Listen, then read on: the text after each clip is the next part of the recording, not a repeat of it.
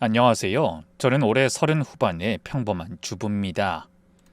오늘 제가 이 사연을 보내는 이유는 돌아가신 시어머니와의 특별한 인연을 여러분께 들려드리고 싶어서예요. 제가 시어머니를 처음 만난 건 제 나이 17살 겨울이었어요. 부모님을 교통사고로 잃고 친척집을 전전하다 결국 쫓겨난 저는 역전 쓰레기통을 뒤지고 있었습니다. 먹을 게 없어서요. 주위에 떨며 쓰레기통을 뒤지는데 누군가 제 어깨를 툭 치더라고요. 얘야, 이런 데서 뭐하니? 돌아보니 앞치마를 두른 한 아주머니가 걱정스러운 눈으로 절 보고 계셨어요. 아주머니는 저를 자신의 설렁탕 집으로 데려가 뜨끈한 설렁탕 한 그릇을 내주셨죠. 천천히 먹어. 더 먹고 싶으면 더 줄게. 목이 메어 말도 제대로 못하고 눈물만 주르륵 흘리는 저를 보며 아주머니는 제 사연을 하나하나 물어보셨어요. 부모님이 돌아가신 것, 친척들한테 학대받으며 지낸 것, 결국 쫓겨나 갈 곳이 없다는 것까지 그 이야기를 다 듣고 나서 아주머니가 하신 말씀을 저는 평생 잊을 수가 없습니다. 그럼 우리 집에서 지내자. 엄마 없으면 내가 엄마 해줄게. 그 말을 듣는 순간 정말 꿈인가 싶었어요. 세상에 이런 분이 있다는 게 믿기지 않았거든요. 하지만 아주머니의 자녀들은 생각이 달랐습니다. 엄마 미쳤어? 남의 집 애를 왜 데려와서 키운다는 거야? 특히 큰아들은 정말 심했어요. 저 애가 아빠 재산 노리는 거 아니야? 어디서 굴러먹던 애인지도 모르는데. 그 말을 들으며 저는 그냥 나가야겠다고 생각했어요. 하지만 아주머니는 달랐습니다. 내가 번 돈으로 내가 하고 싶은 대로 할 거다. 너희는 매달 용돈이나 꼬박꼬박 받으면서 무슨 상관이냐? 결국 저는 아주머니 댁에서 살게 됐어요. 단 호적엔 올리지 않는다는 조건으로요. 그리고 그날 누군가 제 아픔을 이해해주는 그 기분을 처음으로 느껴봤습니다. 홀로 세상에 떨어져 기댈 곳 없다는 그 처참한 감정을 매일 느껴야 했던 제가 처음으로 누군가에게 이해받는 날이었어요. 그때 저는 몰랐습니다. 이 만남이 제 인생을 완전히 바꿀 운명적인 순간이었다는 것을요. 아주머니와 함께 사는 동안은 너무나 행복했습니다. 사실 아주머니의 친자식들은 모두 장성하여 독립해 따로 살고 있는 상태였고 저만 아주머니와 함께 살았거든요. 학교를 마치면 따뜻한 온기가 있는 설렁탕 가게로 달려가기 바빴습니다. 제게도 가족, 집이 있다는 것이 그렇게 즐거울 수가 없었어요. 하지만 고등학교를 졸업하고 성인이 되자 마음이 급했습니다. 성인이 돼서까지 이곳에 있을 순 없는 노릇이었으니까요. 앞으로의 진로도 이 집에서의 거취도 제게는 온통 고민투성이었어요. 그런데 그때쯤 대학을 갓 졸업한 아주머니의 막내 아들이 설렁탕 집을 자주 드나들었어요. 제가 이 집에 들어올 때도 반대하지 않은 유일한 사람이었기에 저도 항상 고맙고 즐거운 마음으로 반겼었죠. 그렇게 자주 보다 보니 서로 눈이 맞게 되고 결국 결혼까지 생각하게 될 정도가 되었습니다. 남편이 제게 결혼하자고 이야기하고 나니 저는 망설였어요. 아주머니가 싫어하실까 봐요. 근데 아주머니의 반응은 예상과는 달랐습니다. 진짜? 네가 내 며느리가 되는 거야? 세상에. 안 되면 이방이라도 할까 생각했었는데. 그래, 잘 됐다. 정말 잘 됐어. 법적으로 가족이 되는 거니까 이제 밖에 나가서 살 걱정은 하지 마. 응? 죄송해요. 은혜를 원수로 갚는 것도 아니고 제가 오빠랑 결혼하게 돼서. 아이, 왜 그게 은혜를 원수로 갚는 거야? 정없는 자식들 5보다 네가 훨씬 더 나한테 잘하는데 나한테는 그게 더 이득 아니야? 어머니. 감동해서 울먹이는 저에게 어머니가 손을 꼭 잡아주며 말하셨어요. 혹시 대학 가고 싶으면 이야기해. 결혼하고도 얼마든지 다닐 수 있어. 배움은 정말 중요한 거야. 네가 학비 지원 안 받고 싶어 할까봐 말 못했는데 이제 가족이니까 부담 없이 지원해줄게. 원하면 학교 가도 돼. 저는 고개를 저었어요. 그때는 공부보다 가족이 더 간절했거든요. 지금 생각하면 어머님 말씀을 들을 걸 하는 후회도 있지만 그 선택 덕분에 어머님과 더 많은 시간을 보낼 수 있었으니까 후회는 안 해요. 그렇게 저는 무사히 남편과 결혼을 하게 됐습니다. 아주머니가 진짜 어머니가 된 거죠. 그리고 남편의 형과 누나도 처음 제가 집에 들어왔을 때와는 다르게 반대하지 않고 찬성을 해줬어요. 그 이후로 저의 인생은 완전히 달라졌습니다. 특히 저와 어머니의 관계는 정말 특별해졌어요. 결혼 전 시어머니 생신이셨을 때 제가 미역국을 해드리려고 생각했어요. 그래서 자신만만하게 미역을 사와서 미역을 불렸는데 저는 미역이 그렇게 확 불어나는 건지 몰랐어요. 큰 그릇에 담긴 미역이 불어터져 넘치는 걸 보며 1차로 당황했는데 미역국에 설탕까지 넣는 바람에 완전 놀란 적이 있었어요. 결국 맛보고는 당황해서 드리지도 못하고 버리지도 못하고 있는데 어머니가 오셔서 그러더군요. 원래 처음 요리하면 다들 그래.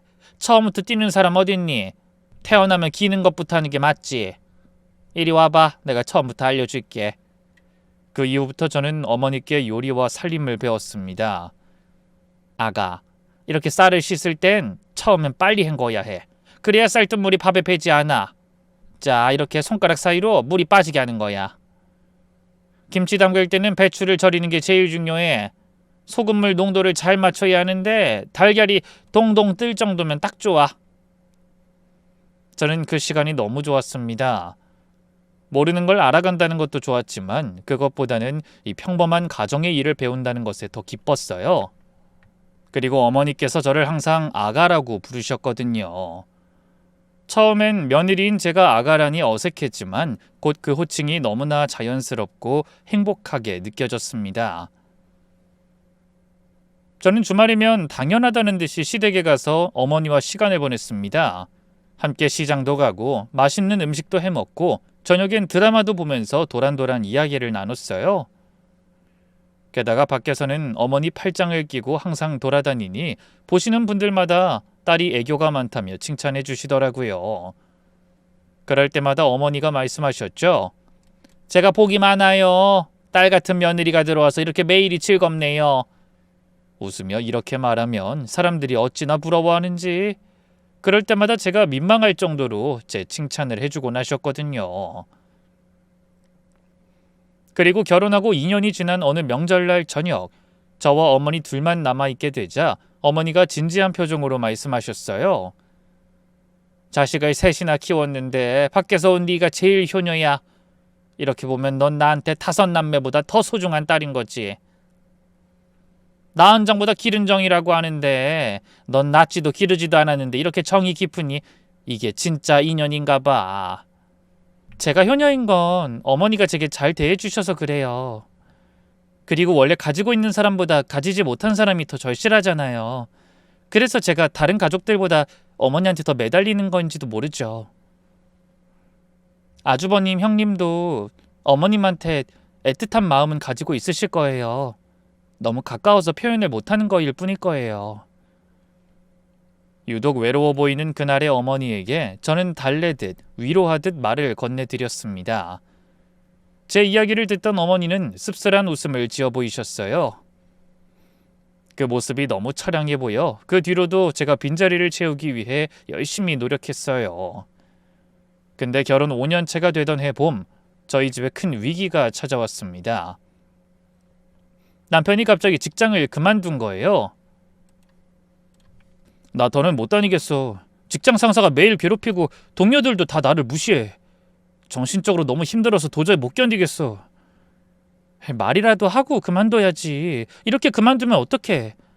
지금 나 혼자 파트타임으로 일해선 생활이 안 되는데. 일단 조금만 버텨봐. 퇴직금 있잖아. 한두 달쯤 지나면 나도 취직할 거야. 걱정하지 마.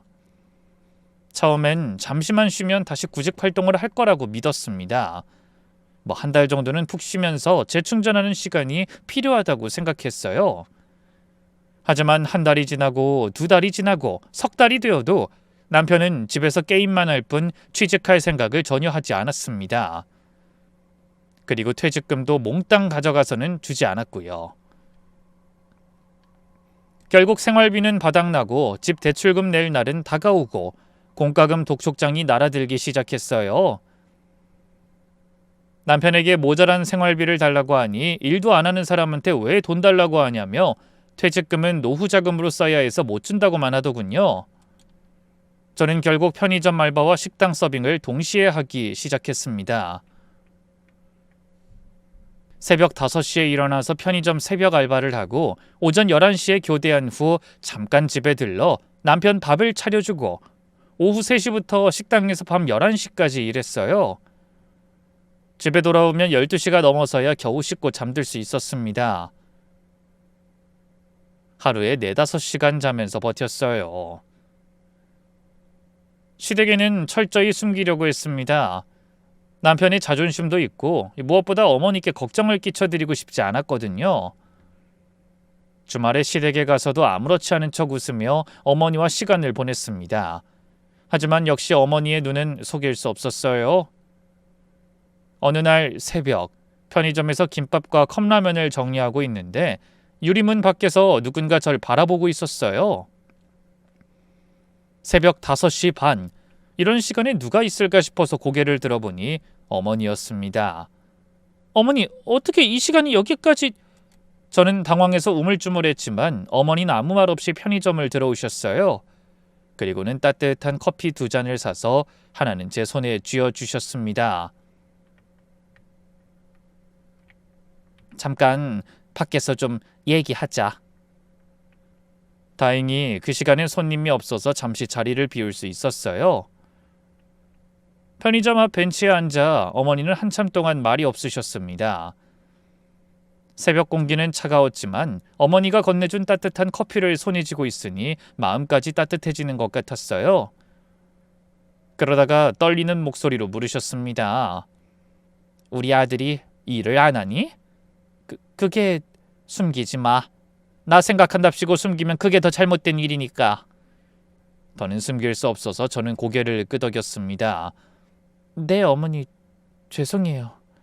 뭐가 죄송해? 네가 뭘 잘못했다고? 재호, 일 안 한 지 얼마나 됐니? 지금 3달 다 돼가요. 제 말에 시어머니가 깊은 한숨을 쉬며 말했습니다. 그동안 혼자서 이 고생을... 식당에서도 일한다며. 어머니가 어떻게... 내가 모를 줄 알았니? 네 얼굴에 다 써있는데. 갈수록 야위어가고 피곤해서 눈밑이 거뭇거뭇한데. 어머니의 목소리가 떨렸고 이내 눈물을 흘리셨어요. 이렇게 고생하는데 왜 나한테 말을 안 했어? 어머니께 걱정 끼치고 싶지 않아서요. 그리고 곧 나아질 거예요. 남편도 조금만 있으면 다시 일자리 구할 거고요. 얘야. 어머니는 제 손을 꼭 잡으셨어요. 넌 왜 이렇게 속이 없어? 왜 혼자서 다 짊어지려고 하는 거야? 괜찮아요, 어머니. 제가 할 수 있어요. 정말로요. 남편이 힘들 땐 저도 돕는 거잖아요. 하지만 어머니는 단호하게 고개를 저으셨습니다. 아니야, 이건 아니야. 너 이렇게 고생시키려고 우리 가족으로 맞은 게 아니란다. 내가 해결할게. 그날 어머니는 저를 집까지 바래다 주고 가셨어요. 저는 어머니가 무슨 일을 하실지 걱정되면서도 한편으론 안심이 되었습니다. 그리고 다음날 아침 10시 예고도 없이 어머니가 우리 집을 찾아오셨습니다. 남편은 거실에서 게임을 하고 있었고 저는 막 편의점 알바를 마치고 돌아와 아침 설거지를 하고 있었습니다. 어머니는 현관문을 열고 들어오시자마자 남편에게 곧장 다가가셨어요. 재호야! 어머니의 날카로운 목소리에 남편이 깜짝 놀라 하고 있던 게임기를 떨어뜨렸습니다. 엄마, 무슨 일로 갑자기... 무슨 일이긴?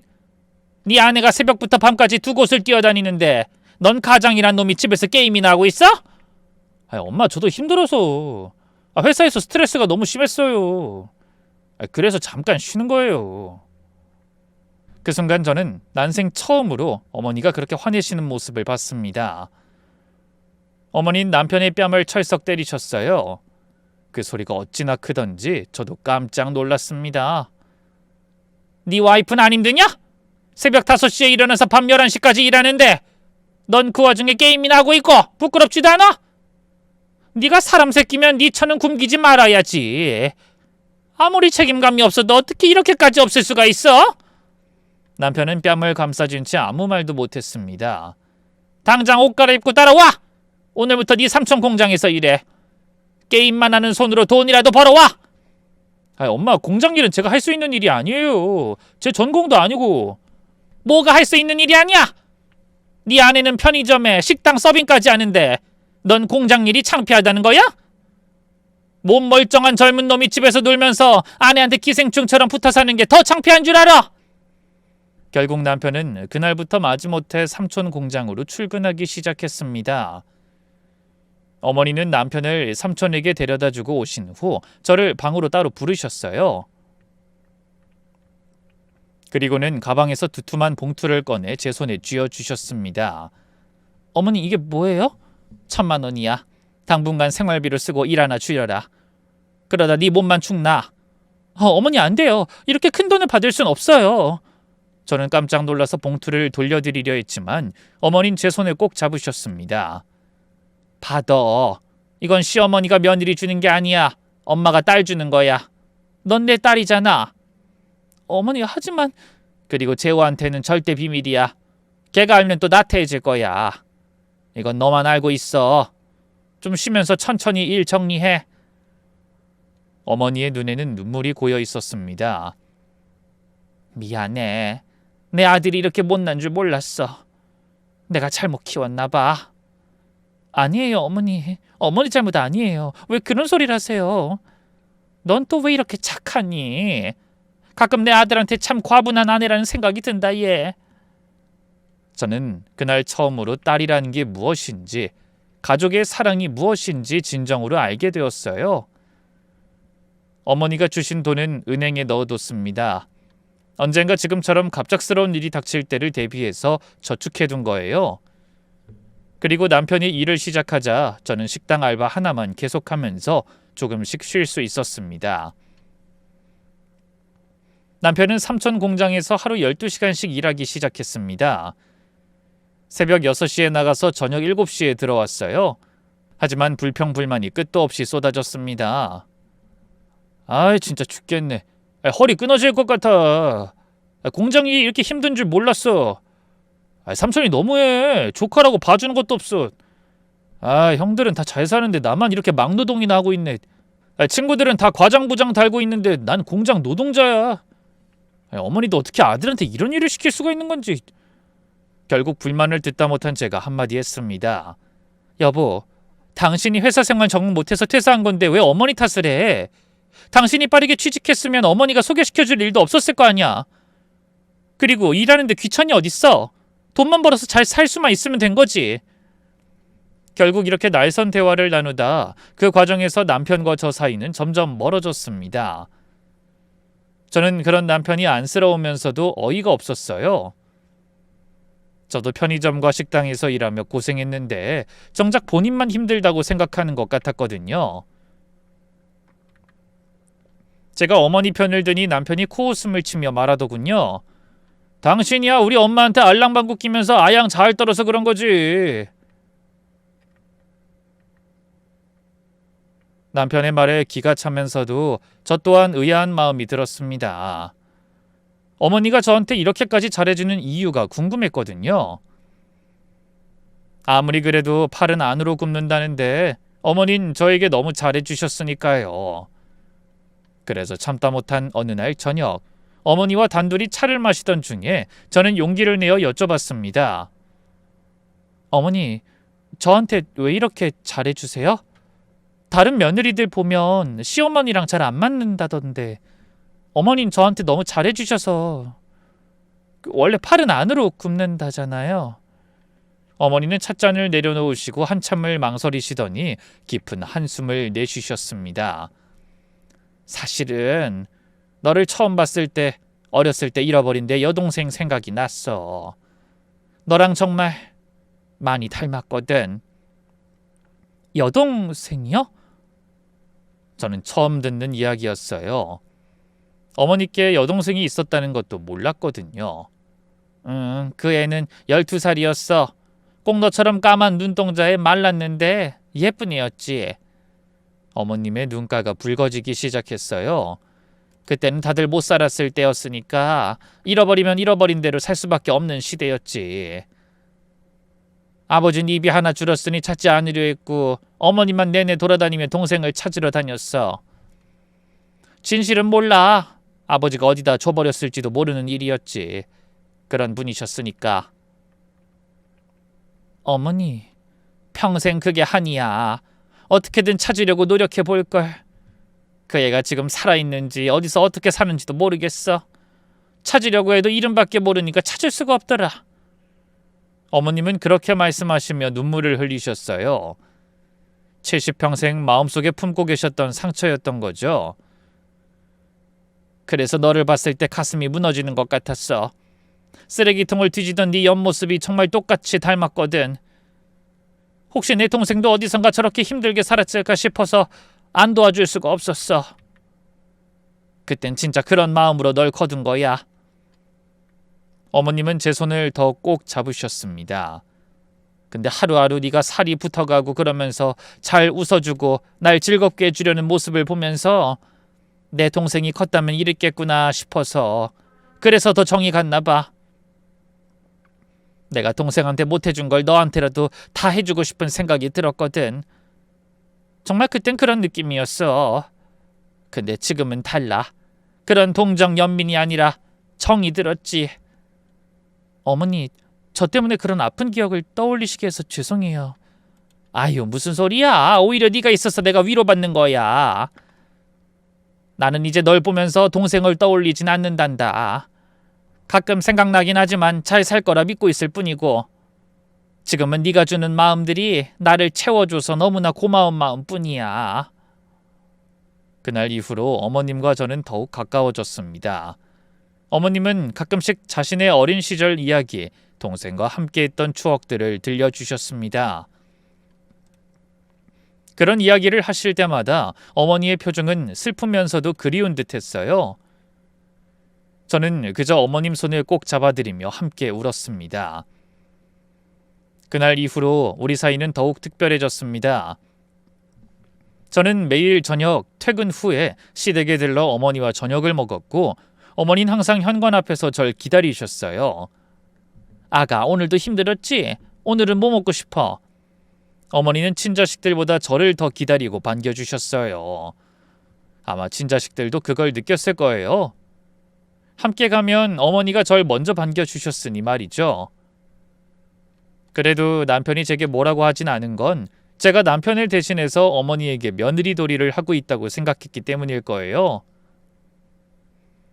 그렇게 저는 가족의 진정한 의미를 알아가고 있었습니다. 그런데 저와는 다르게 가족의 의미를 잃어가는 사람도 생기더군요. 결혼 5년 차가 되던 해 시댁에서 갑작스레 모임이 있었습니다.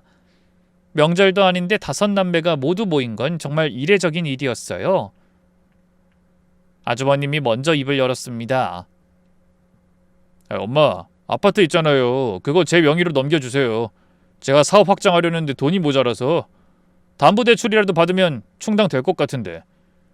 그건 내가 살고 있는 집이잖니. 살고 있는 집이라도 대출은 가능하잖아요. 어차피 엄마 돌아가시면 저희가 상속받을 건데 미리 준다 생각하고 해주시면 되죠. 맞아요. 그건 오빠 말 맞아요. 근데 오빠는 지난번에 엄마한테 3천만 원 받았잖아. 이번엔 내 차례야. 나도 장사하는데 힘들어 죽겠어. 모임이 끝나고 다들 돌아간 후 저는 어머니 걱정에 집에 가지 못하고 남아 있었습니다. 어머니 괜찮으세요? 그 자리에서 화라도 내시지 왜 가만히 있으셨어요? 어떻게 살아있는 사람 앞에서 재산을 나누자는 이야기를 아무렇지 않게 해요? 미안하다. 네가 보기엔 정말 한심하지? 한심한 게 아니라 걱정돼서 그래요. 어머니, 왜 다 들어주시려고 하세요? 아직 어머니 재산인데. 내가 너무 쉽게 뭐든 줘서 버릇이 없어진 건가 봐. 다 내 잘못이지. 그리고 그걸 바로 잡는 것도 내가 해야 할 일이고. 어머니가 의미심장한 말을 했지만 그때 저는 그걸 이해할 만한 상황이 아니었어요. 5사람의 뻔뻔함에 너무 기도 안 찼거든요. 솔직히 다른 사람들이 없었으면 그 자리에서 남편을 타박했을 거예요. 정신 나갔냐고. 어떻게 그런 소리를 하냐고 말이죠. 정말 다들 너무하세요. 너무 화내지 마렴. 그래도 내가 저 못난 것들 키우면서 하나라도 건진 게 있으니 다행이지. 뭘 건지셨는데요? 너. 아무것도 없는 나라도 옆에 있어줄 수 있는 너를 데려왔잖아. 네 덕분에 내가 이렇게 즐겁게 사는 거 아니겠니? 그리고 저놈들은 매번 나한테 달라고 재촉만 하는데 넌 달라. 넌 오히려 나한테 중요한 걸 주는 사람이지. 제가 뭘 주는데요? 전 어머님한테 드린 게 없어요. 제가 풀이 죽은 목소리로 말하자 어머니가 말씀하셨어요. 지금도 보렴. 저놈들은 내게 돈을 달라고 요구하면서 내가 저들한테 가진 애정을 사라지게 만들잖아. 근데 너는 날 위로하며 달래주고 있지. 그만큼 저 애들에게서 사라진 애정을 너한테서 느끼고 있으니 그것만큼 큰 게 뭐가 있니? 돈 주고도 못 살 것들인데. 저는 어머니의 그 말에서 저를 향한 무한한 애정을 느낄 수 있었습니다. 정말로 감당하기 어려울 만큼 감정이 소용돌이치던 순간이었어요. 무한하고 조건 없는 그런 애정. 저는 어머니의 그 애정 덕분에 점점 한 사람의 어엿한 인간이 되어가고 있는 기분이 들었어요. 기쁜 마음은 들었지만 어머니가 처한 현실에 마음이 아프기도 했습니다. 어머니도 그걸 아시는지 처연한 표정으로 웃어 보이셨어요. 그리고 어머니의 생신이 다가왔습니다. 저는 한 달 전부터 어머니 생신 선물을 준비했어요. 백화점에서 산 투피스와 외투를 준비했죠. 어머니는 평소에 검소하고 무력이 없으신 분이셨기 때문에 몇 년간 똑같은 옷만 입고 모임에 나가셨어요. 매번 그걸 보면서 신경 쓰였는데 자식이 5이나 있는데 아무도 신경 쓰지 않더군요. 그래서 제가 칠순 생신에 선물로 드리기로 했습니다. 여보, 어머님 생일 때 가게 하나 잡아서 잔치라도 해야 하지 않겠어? 우리 가족끼리만이라도. 우리가 알아서 할게. 남편 말에 저는 당연히 이야기가 잘 진행되고 있을 줄 알았어요. 근데 생신 당일 아침까지도 어디로 오라는 말도 없는 겁니다. 저는 출근하는 남편에게 물었습니다. 오늘 어디서 보기로 했어? 가족들은 다들 오신대? 오늘 다들 시간이 안 돼서 못할 것 같다고 어머니한테 미리 말씀드렸어. 나도 공장에 야근 있는 날이고. 그러니까 당신이 오늘 가서 축하해드리고 오면 될 것 같아.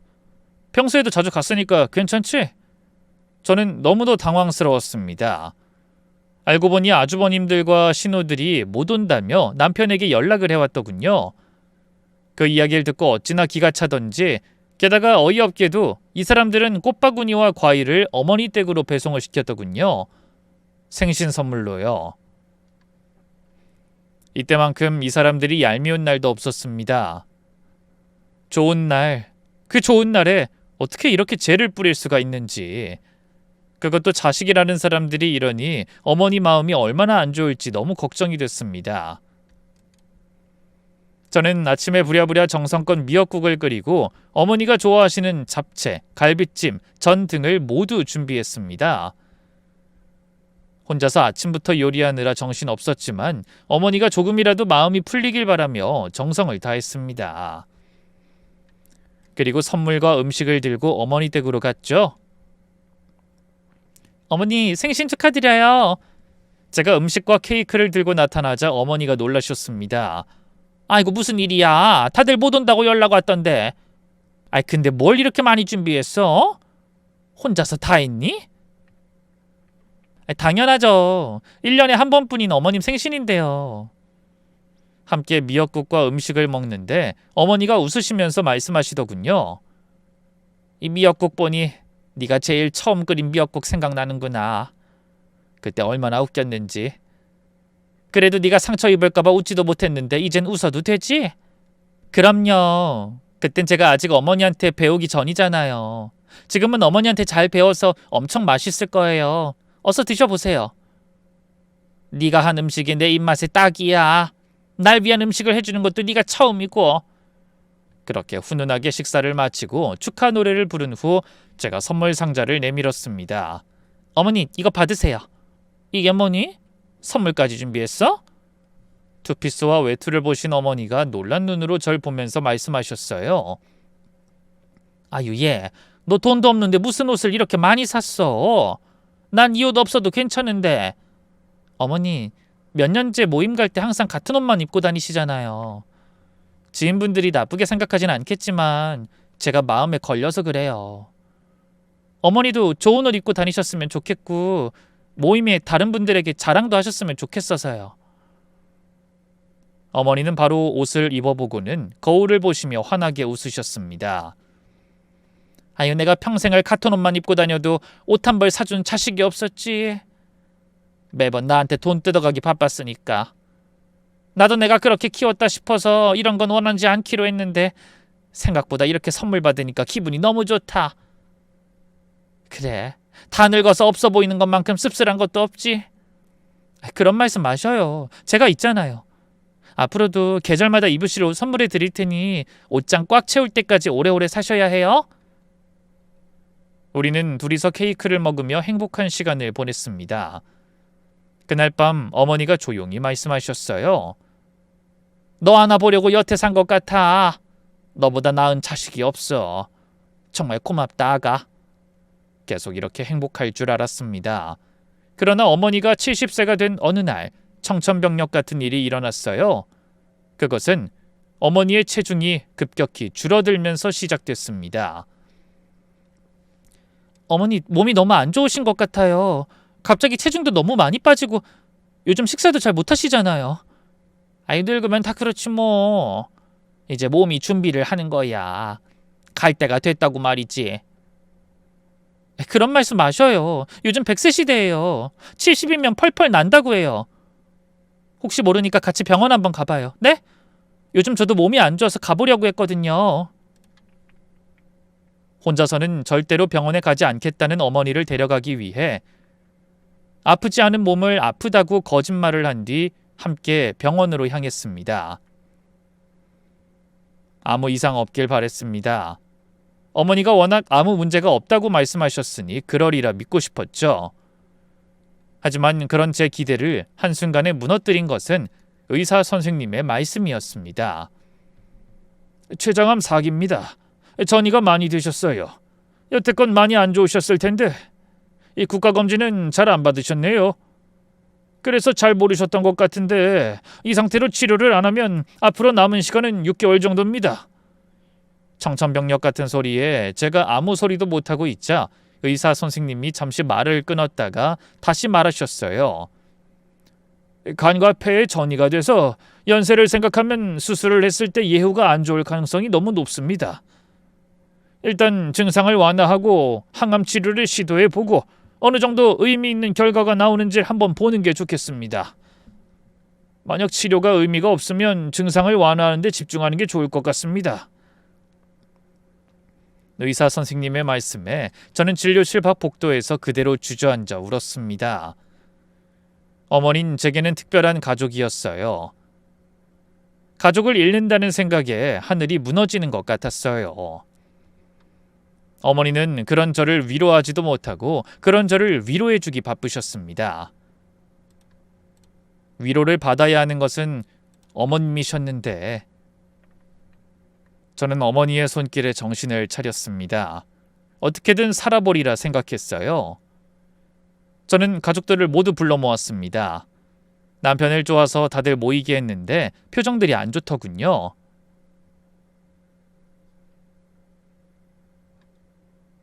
무슨 일로 불렀어? 어머님, 췌장암 4기라고 해요. 폐와 간까지 전이 돼서 예후가 나쁘다고 하시고요. 제 말에 다들 놀랐는지 당장 말을 잇진 못하더군요. 그러더니 갑자기 큰아주버님이 제게 소리쳤습니다. 넌 뭐하느라 그것도 몰랐어? 맨날 붙어서 아양이나 떨고 콩고물이나 받아먹을 줄 알고 말이지. 우리가 너 막내랑 결혼할 때 왜 찬성했는데? 네가 어머니 잘 모실 것 같아서 찬성했잖아. 근데 왜 그거 하나를 제대로 못하냐고?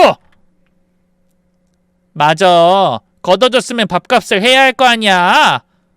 그 말을 듣는데 비수가 콱콱 박히는 기분이었습니다. 이 사람들은 이런 사람들이었어요. 처음부터 알았어요.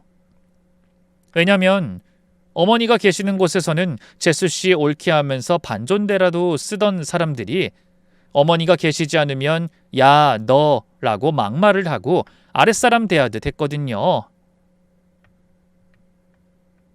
제가 아무 말하지 않고 가만히 있자 큰아주버님이 그러더군요. 그래서 뭐 어쩌자고 우리 다 부른 건데? 설마 우리더러 엄마 모시라고 부른 거야? 미쳤어? 난 안 돼. 이런 건 장남이 하는 거 아니야? 둘째 아주버님이 기함을 하자 큰아주버님도 버럭 화를 내시더군요. 이럴 때만 장남 찾지. 장남이라고 더 많이 받는 것도 없는데 왜 우리가 어머니 모셔야 하는데? 이러지 말고 간병 있으면 되잖아. 어차피 6개월 뭐 한 달에 300만 원이면 1,800만 원 정도네. 엄마 재산에 비하면 얼마 안 되는 돈이야. 신우의 계산적인 말에 저는 분노가 치밀어 올랐습니다. 근데 둘째 신우가 더 충격적인 이야기라더군요. 야, 엄마 재산 그렇게 헤프게 쓸 거야? 엄마 곧 돌아가시면 그거 다 상속 재산이거든? 그러지 말고 야, 네가 어머니 계속 봐. 그럼 되잖아. 그러라고 결혼시킨 거기도 하고. 재산이 뭐가 그렇게 중요해서 아픈 어머니 간병비까지 안 주겠다는 것일까요? 아니, 솔직히 제가 모셔도 됐어요. 제가 모실 생각이었고요. 돈 같은 건 바라지도 않았어요. 그런데 이 사람들 생각과 행동이 너무나 더러웠습니다. 그때 남편이 그러더군요. 그래 여보, 당신이 좀 봐줘. 엄마가 당신 제일 좋아하시잖아. 남편마저 그런 말을 하자 저는 그 자리에서 벌떡 일어섰습니다. 제가 할게요. 간병인 필요 없어요. 며느리니까 간병빈 필요 없지? 일 그만두고 이제 어머니만 전담하러 간병해. 형 잠깐만. 그럼 우리 집 가게에 큰 문제가 생기는데? 와이프랑 나랑 맞벌인데 하나가 그만두면 생활이 안 되잖아. 그럼 우리가 돈 조금 모아서 너한테 붙여줄게. 그럼 됐지? 돈, 계산, 이런 이야기로 한참을 이야기하던 다섯 남매는 결국 제게 모든 걸 떠맡긴다는 결론을 내린 채 자리를 떴습니다. 정말 징그러운 인간들이었어요. 저런 시커먼 속내를 이런 아픈 시기에 내보일 줄도 몰랐고요. 저들의 모습이 너무 경악스러웠지만 어머니에게는 아무런 말도 하지 않았습니다. 아픈 분께 더 이상 상처를 드릴 순 없었으니까요. 24시간 간병이 시작되었습니다. 하루에 잠자는 시간을 빼곤 어머니를 돌봤어요. 항암 치료로 고통스러워하시는 어머니 곁을 한시도 떠나지 않았습니다. 솔직히 그런 생각을 했어요. 생판 남인 나보다 자식들이 한 번이라도 와보는 것이 어머니의 정신건강에 더 도움이 되지 않을까 하고요. 그런데 오지를 않더군요. 남도 이보다 더 하진 않을 겁니다. 저는 이들에게 기대하지 않기로 했습니다. 어머님이 저를 위해 아주 예전에 주신 학비 명목의 돈 1,500만 원과 남편의 퇴사 때문에 생활비로 주신 1,000만 원으로 어머니 간병을 하기로 했습니다. 어머니에게 받은 돈, 어머니에게 쓰는 거니 아깝지도 않았어요. 그렇게 간병을 시작한 지 2달 만에 아주버님이 전화를 걸어왔습니다. 엄마 좀 어때? 많이 안 좋아? 네, 많이 힘들어하세요. 근데 혹시 엄마 통장 비밀번호 알아? 병원비 내야 하는데. 병원비요? 이미 제가 냈을 텐데 무슨 병원비를 내신다는 건지. 제가 의아한 듯 물었습니다. 어머니께서 카드를 주시며 병원비 하라고 하셨거든요. 아무래도 병원비는 제가 생각하는 것보다 금액이 컸고 어머니 병원비는 보험으로 어느 정도 보전이 됐기 때문에 어머니 카드로 병원비를 내고 있었어요. 근데 병원비를 달라니. 벌써 냈다고? 네가 네 돈으로 낸 거야? 아니요. 어머님이 직접 카드에서 뽑아서 쓰라고 주셨어요. 제가 카드 관리하고 있고요. 아니 네가 왜 우리 엄마 카드를 가지고 있어? 그건 당연히 자식들이 가지고 있어야 하는 거지. 전 권한 없습니다. 어머님한테 이야기하세요. 아드님이 달라고 하면 주시지 않을까요? 딱 보니 어머니 통장의 비밀번호를 이용해 돈을 꺼내 쓰려는 것 같았습니다. 그래서 저는 딱 잘라 말했어요. 아이씨, 그럼 통장 갖고 있어봤자 아무 소용 없잖아.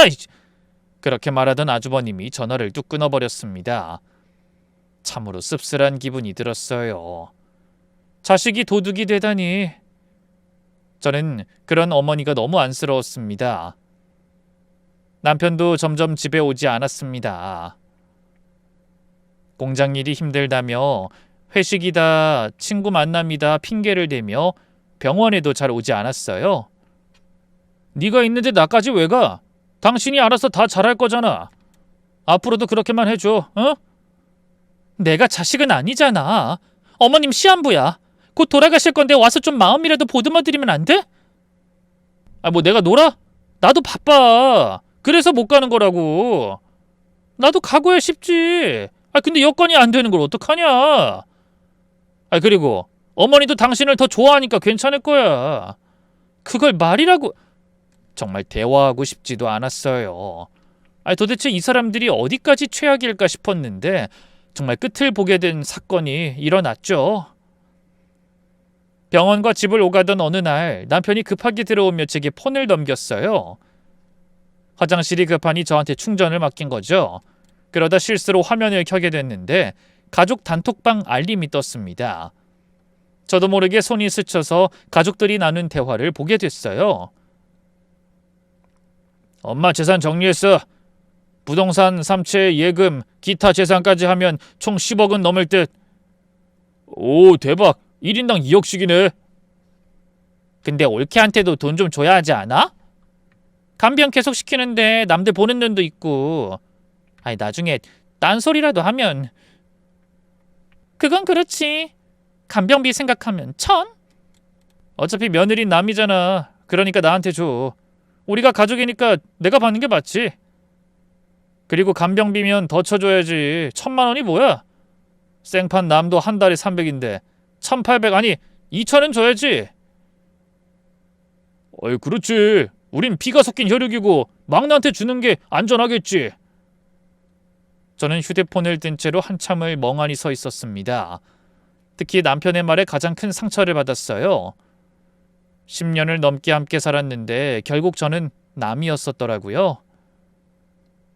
하지만 어머니께는 말씀드리지 않았습니다. 어머니가 더 상처받으실까 봐요.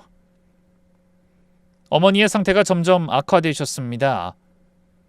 극심한 통증으로 밤마다 신음하셨고 진통제도 잘 들지 않았어요. 4개월 만에 전화가 아닌 병실을 찾은 큰아주버님은 어머니 앞에서 효자인 척했습니다. 어머니, 치료비 걱정하지 마세요. 저희가 다 부담할게요. 그리고 집이랑 가게도 걱정하지 마시고 치료만 잘 받으세요. 빨리 좋아지셔야 같이 여행도 가고 그러죠. 하지만 복도에 나와서는 제게 이렇게 말했습니다. 야, 이제 그만해. 의사도 가망 없다고 했잖아. 무의미한 연명 치료하지 말고 편하게 보내드려. 돈만 나가잖아. 적당히 좀 하라고. 적당히. 이중적인 아주버님의 모습을 보며 치를 떨었지만 내색하지 않았습니다. 그저 조금이라도 더 어머니와 함께 있기만을 바랄 뿐이었어요. 그렇게 추석이 다가왔습니다. 어머니가 보낼 수 있는 마지막 추석이 될지도 모를 날이었죠. 추석 2주 전 의사 선생님이 저를 따로 부르셨습니다. 보호자분, 하루하루 환자 컨디션이 급속도로 나빠지고 있어요. 당분간은 환자분과 가까이 계셔주세요. 그리고 가족분들에게도 꼭 말씀드려 주시고요. 환자 가까이 있으라는 말이 너무 두려웠습니다. 임종을 맞이할 수도 있다는 말로 들렸거든요. 모르는 제가 봐도 어머니의 상태는 너무 좋지 않았습니다. 결국 저는 또다시 가족들에게 연락을 돌렸습니다. 어머님이 정말 위독하세요. 이번이 마지막일 수도 있어요. 의사가 당분간 가까이 있으라는데 추석 연휴라 시간도 괜찮으시잖아요. 제발 와서 얼굴이라도 보고 가세요. 하지만 그들의 반응은 제 예상을 완전히 벗어났습니다. 그게 우리 발리 패키지 여행 예약해놨는데 취소하면 예약금이 300만 원이나 돼. 큰아주버님의 말에 저는 귀를 의심했습니다. 네? 패키지 여행이요? 오해하지 마라. 나만 가는 게 아니라 우리 5남매들 가족 여행인데 1년 전부터 계획한 거라. 그리고 막내도 같이 가는 건데 몰랐어? 순간 머리를 한 대 맞은 것 같은 기분이 들었습니다. 남편이 제게 말도 없이 이런 여행을 갈 거라고는 상상도 못했어요. 게다가 가족 여행인데 저도 어머니도 끼지 못했다는 사실도 충격이었어요. 하지만 그것보다 더 화가 났던 것은 어머니가 위독하다는데도 여행 때문에 오지 못한다는 이야기였죠. 저는 마지막 구명줄을 잡는 기분으로 퇴근한 남편에게 말했습니다. 당신 어떻게 지금 이 상황에 여행 계획을 짜? 삐졌어? 당신은 어머니 돌보느라 바쁘잖아. 그래서 나 혼자 간다고 한 거야. 왜? 이제라도 당신 끼워줄까? 미쳤어? 이 판국이 무슨 여행이야? 내가 여행 못 간다고 삐져서 이러는 줄 알아? 제발 정신 좀 차려. 어머니 위독하시다고. 의사가 컨디션이 너무 안 좋으시다고 하셨다니까? 그러니까 여행 가지 말고 병원에 가자. 응? 에이, 의사들은 맨날 그래. 그리고 여행도 3박 4일밖에 안 돼. 그동안 어떻게 되지도 않을 거야. 당신이 잘 좀 지키고 있어줘. 여태 잘해왔잖아. 그 말에 저는 뒤집어지는 속을 쿵쿵 두드리며 화를 삭혀야 했습니다. 말이 안 통했어요. 그렇게 추석 당일 아침 5남매는 모두 인천공항으로 떠났습니다. 어머니는 간신히 의식을 유지하시며 힘없이 웃으셨어요. 그 모습에 가족들이 모두 여행 갔다고 말할 수 없어 손만 잡아드렸죠. 어머니 걱정하지 마세요. 다 괜찮을 거예요. 좋아지실 거예요. 그러니까 힘내세요. 네? 추석 연휴 동안 저는 어머니 곁을 한시도 떠나지 않았습니다. 잠도 자지 않고 계속 어머니 손을 잡고 있었어요. 물을 적셔드리고 몸을 닦아드리고 어머니가 좋아하시던 글도 읽어드렸죠. 어머니는 간간히 의식이 돌아올 때마다 제 손을 꼭 잡으셨어요. 고맙다. 그리고 미안해. 내가 이러려고 널 며느리로 들인 게 아닌데 이 고생을 시켜서. 어머니 무슨 말씀이세요? 어머니가 제게 준 게 얼마나 많은데요. 어머닌 제게 평범한 가족을 선물해 주신 분이신걸요. 추석 당일 밤 어머니가 갑자기 컨디션이 확 좋아지셨습니다. 그리고는 제게 말씀하시더군요. 내 자식들은 내가 잘 알아. 내가 그렇게 밭도록만 키웠어. 자식 귀하다고 생각해서 잘해주려는 마음이 결국 애들을 저렇게 만들었지. 그러니 기대도 안 한다. 그래서 난 너한테 줄 생각이야. 어머니 왜 무섭게 이런 말을 하세요? 지금 컨디션 좋아지셨는데 조금이라도 더 체력을 아끼셔야죠. 아니야, 내 몸은 내가 잘 알아. 난 오래 못 갈 것 같다. 이미 몸에 힘이 많이 없어. 명심해라.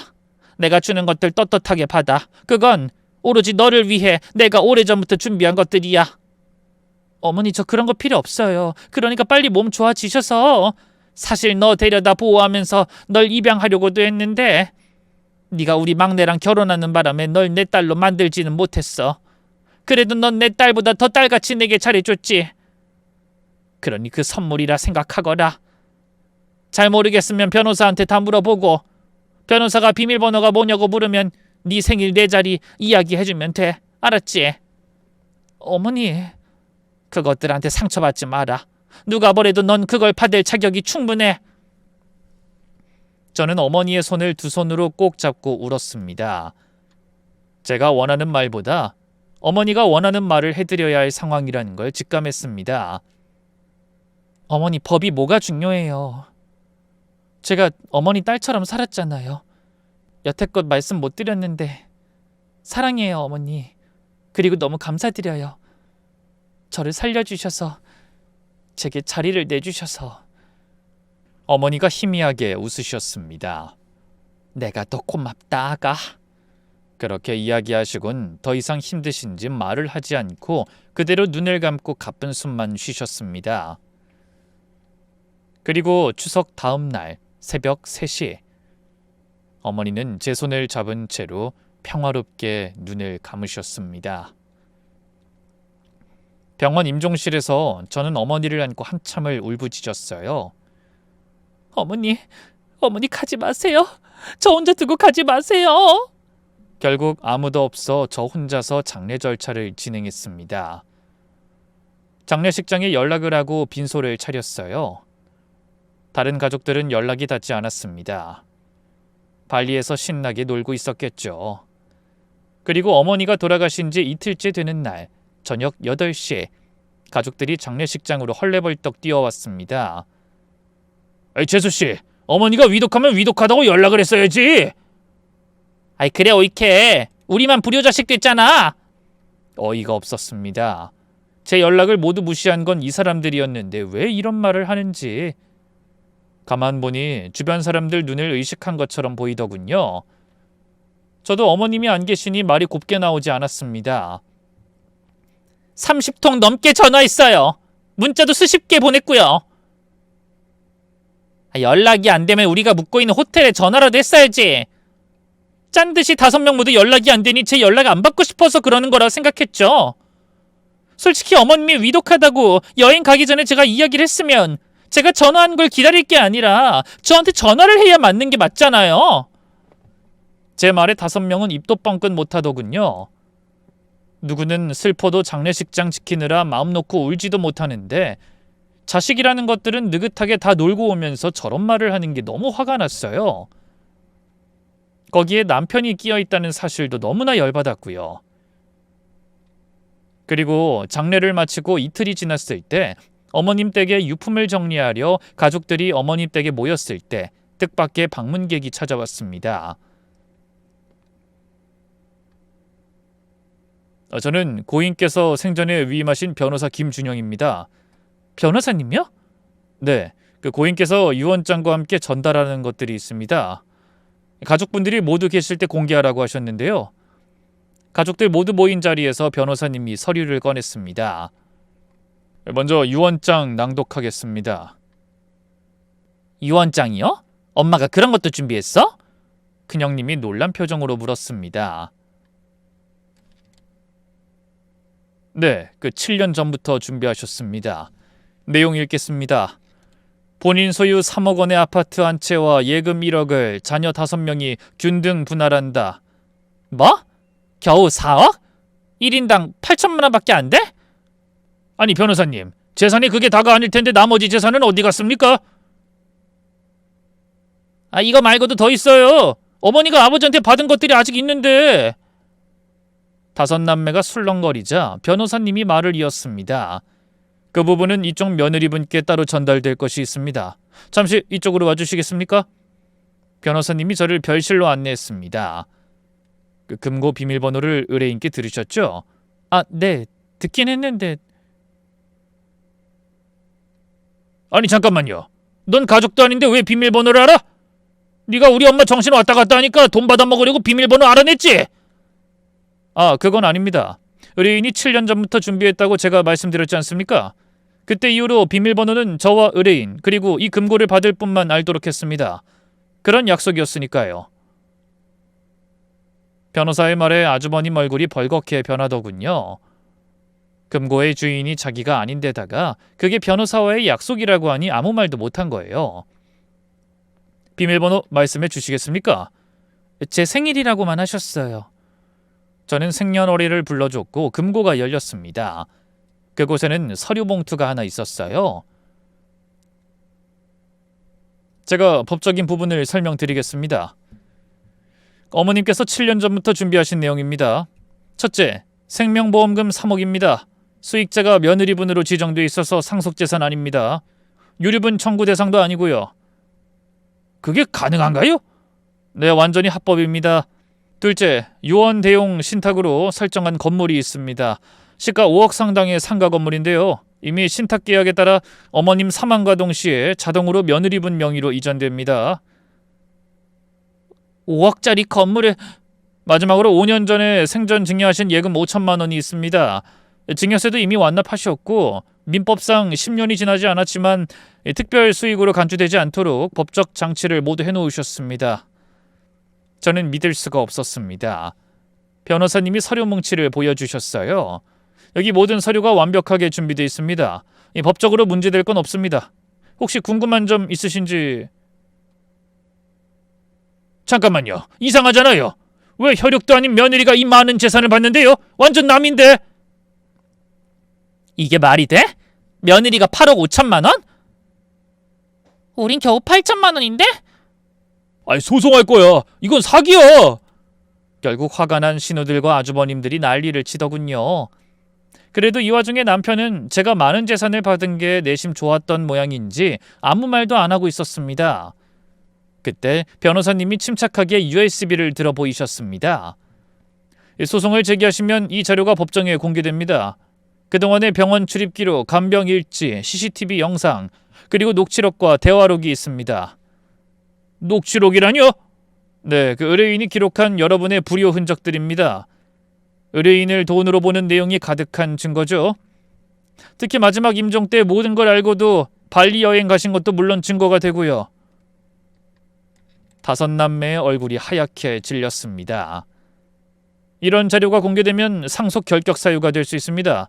그럼 지금 받으실 8천만 원도 못 받으실 수 있어요. 결국 5남매는 아무 말도 못했습니다. 그렇게 결국 소송도 하지 않고 그 사람들은 더 이상 아무것도 제게 요구하지 못했습니다. 제가 받은 것들은 철저하게 유류분 청구 소송을 못하는 재산뿐이었거든요. 그리고 어머니 장례식이 끝난 뒤 저는 남편에게 이혼을 요구했습니다. 당연히 남편은 반대했죠. 여보, 혼자 놔두고 여행 갔다 와서 그래? 그거는 우리 가족들끼리였고 누구 하나 엄마 곁을 지키긴 했어야 하잖아. 그래서 구구절절 그런 말 할 필요 없어. 그것 때문 아니야. 난 그냥 당신이라는 사람한테 실망한 것뿐이야. 어떻게 어머님을 그렇게 놔두고 여행을 가? 어머님이 힘든데? 아픈데? 가족이라는 사람들이 더 심한 짓을 해? 내가 무슨 심한 짓을 했는데? 임종 못 지킨 거 미안하다 생각해. 근데 임종 못 지킨 게 우리뿐이야? 말도 안 되는 말을 짓거리는 남편을 보며 저는 고개를 저었습니다. 어머니도 이런 남편 때문에 남편에게 재산을 주지 않고 제게 준 것일지도 몰랐죠. 전 그렇게 남편과 이혼했습니다. 남편과 아주버님들, 시누이들이 소리를 지르며 욕했지만 저는 거리낄 것이 없었습니다. 욕심 때문에 가족을 저버린 사람들에게 더 이상 바랄 것도 없었으니까요. 게다가 뉘우치지도 않는 모습을 보니 더 이상 제가 이곳에 있을 필요가 없다고 느꼈어요. 그렇게 이혼하고 나와서 지금도 어머니 기일 전날에 항상 산소를 찾아뵙고 있습니다. 지금도 산소에 갔다 와서 어머니 생각이 나 사연글을 쓴 거고요. 정말 인연이라는 건 따로 있나 봅니다. 제가 어머니와 가족을 이룬 건 남편과의 부부의 인연이 아니라 어머니와의 부녀의 연 때문이 아니었을까 싶어요. 다음 생에는 정말로 어머니 딸로 태어나고 싶네요. 그리고 다시 만나면 고맙다고, 정말 사랑한다고 말씀드리고 싶습니다. 그곳에서는 아프지 않고 행복하시길 바래요.